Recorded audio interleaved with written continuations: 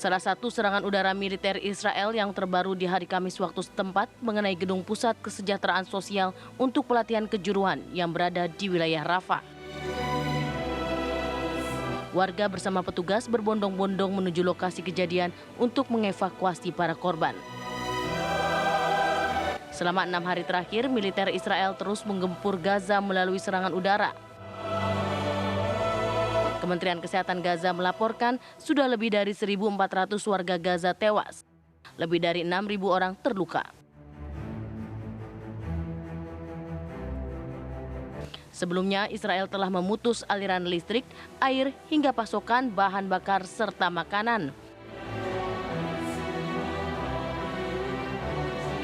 Meski sudah ada seruan dari banyak pihak agar Israel membiarkan bantuan kemanusiaan masuk ke Gaza, pemerintah Israel masih bergeming.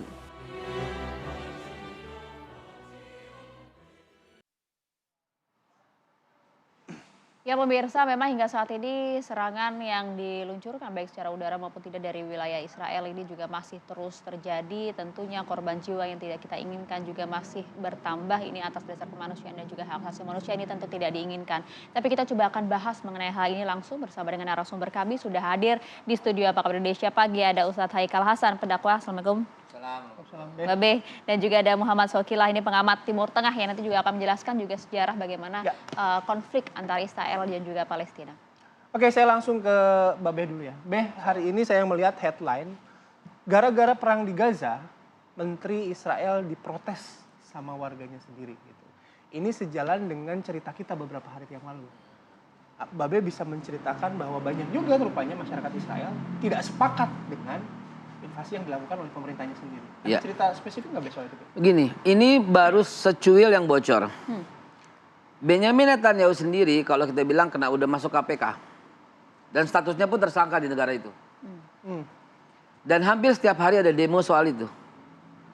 Mereka demonya sama dari awal. Bahwa better we go to jail rather than join with Zionists. Lebih baik kita masuk penjara daripada gabung dengan Zionis, karena anak-anak mereka dipaksa untuk wajib militer.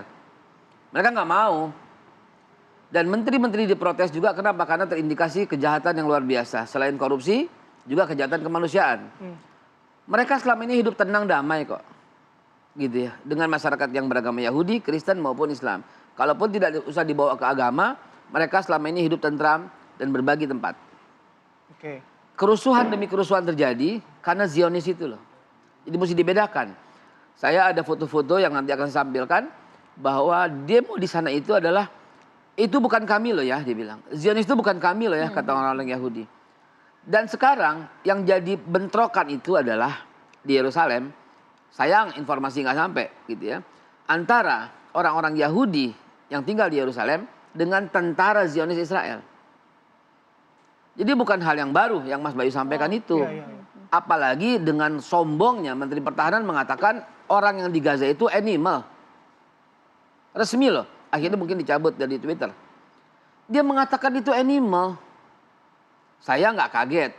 Karena orang yang belajar sedikit agama Yahudi tahu. Bahwa seluruh bangsa diciptakan untuk menghamba kepada bangsa Yahudi. Yang saya kagak habis pikir di Indonesia. Kok I stand with Israel, I stand with Israel, come on gitu loh. Anda tahu nggak apa yang Anda katakan itu gitu loh, memalukan bagi seluruh dunia. Memalukan. Oke lah Anda mengatakan Hamas itu ada yang bilang begini. Oke, ini ada kejahatan kemanusiaan. Benyamin Netanyahu pada tanggal 8 berkata, 7 sore ya, kalau salah 8 jadinya ya. Berkata, itu orang-orang silahkan pergi. Karena kami akan membombardir. Udah sampai ke perbatasan kagak boleh. Kita hubungi teman-teman gitu loh. Nggak boleh keluar. Dia mau kemana? Mau ke laut. Jadi silakan pergi ke laut dong. Karena semuanya kan ditutup oleh mereka. Apa yang terjadi berikutnya kemudian? Ditutup. Dia udah sampai lebih dari 24 jam. Mereka nggak ada listrik. Nggak ada air. Nggak ada makanan. Nggak ada obat-obatan. Kalaupun Israel tidak melakukan penyerangan. Tunggu 2 hari lagi. Meninggal semua gitu loh. Mana ada orang tidak bisa makan dalam waktu 3 hari. Ini sedang terjadi genocide. Dan saya tuh sama telepon sama teman-teman sedih gitu loh. Sedihnya gini. Kat, ini telepon terakhir. Karena baterai tinggal 1. Nggak bisa ngecas listrik. Jadi sekarang kan seperti kata pepatah. yang kalah dalam peperangan pertama kali itu adalah kebenaran, bukan kedua kubu. Nggak ada lagi kebenaran di sana. Apalagi jalur informasi setelah ditutup. Yang kita terima sekarang ini hanya satu informasi dari Israel. Informasinya sangat terbatas gitu. Oke, saya ke Mas Syauqi, Mas. Mas, kita bicara soal tadi headline itu juga. Mungkin Anda juga punya catatan bahwa sejarah di konflik antara Palestina dan Israel ini memang tidak seluruhnya didukung oleh warga Israel sendiri. Anda punya benang merah tidak dari zaman dulu sampai akhirnya konflik-konflik ini masih terus terjadi saat ini? Ya memang kalau lihat catatan sejarah, mungkin Mbak Abel lebih paham dibandingkan saya ini. Sebagai orang yang memang belajar di Timur Tengah juga gitu ya. Memang kalau kita lihat konfliknya diawali dari, kalau tarik masa yang lampau misalkan sampai abad ke-11. Lalu kita tarik ke akhir abad 19, menjelang Utsmani runtuh, dan awal abad 20 menjelang Utsmani runtuh juga. Jadi ini menurut saya munculnya ketika 1880-an gitu ya. Adanya Kongres Zionis pertama di Swiss, lalu kemudian deklarasi Balfour awal abad 20, lalu kemudian ada perjanjian Sykes-Picot gitu ya. Jadi itulah yang kemudian membuat situasi tidak begitu menyenangkan di kawasan Timur Tengah, apalagi ketika Utsmani jatuh. Mungkin perayaannya nanti 29 Oktober tahun ini 100 tahun Utsmani jatuh gitu ya. Itu seperti menjadi momentum bagi kawasan Timur Tengah setelah Utsmani jatuh. Itu kemudian porak-poranda, kemudian masuk ke negara nation state, sampai kemudian 1948 itu ada kemerdekaan Israel, lalu kemudian ditentang, ada perang 67, 70-an sampai deklarasi. Ada perdamaian itu mulai dari Camp David, Oslo I, Oslo II, Sham Arsek, Menopolis, sampai hari ini, sampai kemarin yang Obama solusi dua negara, oke, itu udah mulai tenang. Lalu kemudian ada Arab Spring, Arab Spring, terus kemudian terjadi 2015 terjadi kembali, 2000 sekian juga terjadi menjelang 2019, 18, lalu kemudian sekarang juga terjadi.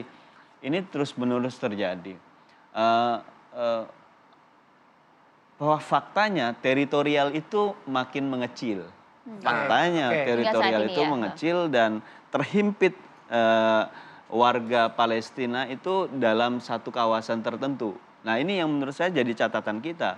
Bagaimana ini nanti kalau misalkan terus masuk ke Gaza, akan masuk lagi nanti, hilang, bisa jadi hilang. Semakin kecil lagi. Artinya ini problemnya aneksasi, kolonialisasi di era modern.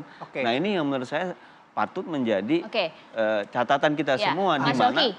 Dan kalau misalnya dijelaskan seperti itu, memang ini konflik awal ada perebutan lahan, bahkan hingga saat ini teritorialnya sudah mulai mengecil. Melihat eskalasi politik saat ini yang terjadi, Mas, akankah ini kemudian melunak dan juga mengacu pada sejarah? Dijawabnya nanti ya, Mas ya. Bisa jeda ya, sesaat lagi.